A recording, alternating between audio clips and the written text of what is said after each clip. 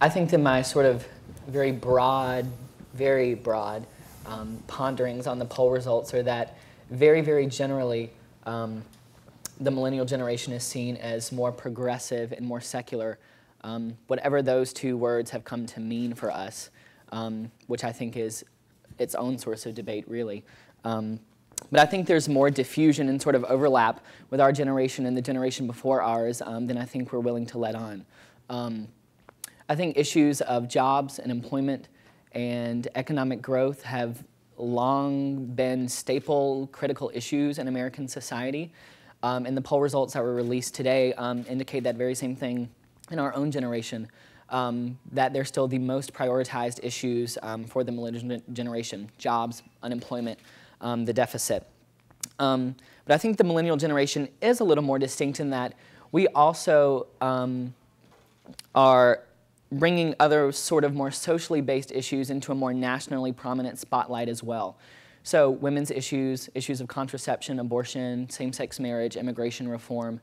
And I think that's important because the millennial generation is seeing those issues not as sort of a separate set of values and political issues from economic policy, but that they really are interconnected. That good economic policy is also good social policy, or bad policy is bad policy. And I think that's an important sort of interconnection that the millennial generation is good for making. But this all sort of revolves around this sort of balance, counterbalance effort of the millennial generation in determining what values are public values, which ones are private values, which ones are moral, which ones are legal, which ones are both. And I think the millennial generation in that way represents itself in a very sort of interesting and transitionary and very, very complex way. So yes, generally more progressive, but I think I'm less willing to claim that that sort of progressive trend is going to sort of continue in infinity, sort of in a very linear way. I think that there's still large segments of the population that are very politically fragmented in favor of more traditional values, perhaps of their childhoods or for their parents' generations.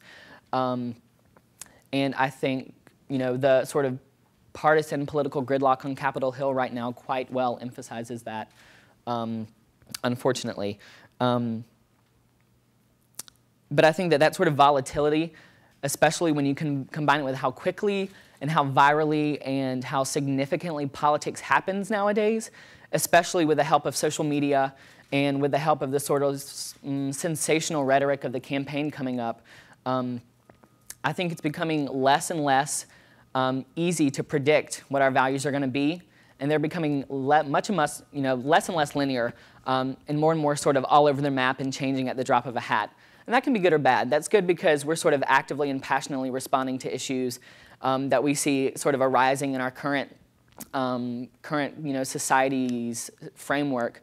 But it's bad because it depletes the past and the future, and that either of those can have sort of consequential effects to what we are making decisions about in the present. And that's obviously ineffective and unsustainable. So yeah, as far as that relates to the upcoming election, I think we're in a real danger that it's not going to relate to the election at all, because the poll results say that, despite us being more progressive and having all of these sort of social and moral stances that we're making as a millennial generation, 60% of millennials are registered to vote, but only less than half of them say that they're certain that they're going to vote in 2012. So I think it's certainly important to sort of develop our moral and political stances outside of the voting booth, but we have to also put it inside the voting booth as well. I think if we want to really sort of more comprehensive, sort of normative, positive change, in the sort of common interest of our positive outlook for the future. Thank you.